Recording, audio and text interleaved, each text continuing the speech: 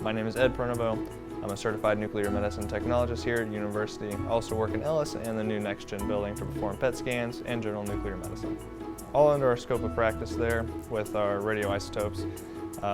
General nuclear medicine make people glow in the dark. They emit the radioactivity in the cameras and they pick them up and shows us where metabolic activity is in the body. Whenever we get to the point when a field service engineer shows up to give us help, they're trying to figure out what's going on, we're trying to figure out what's going on. I'm most worried about wasting my patients' time, because if we can get back up and running that day, well then we can still scan some patients. They help us to reduce dose, still keep high quality scans. So it's nice to be able to use our ideas and their ideas, put them together, and create something good for our patients.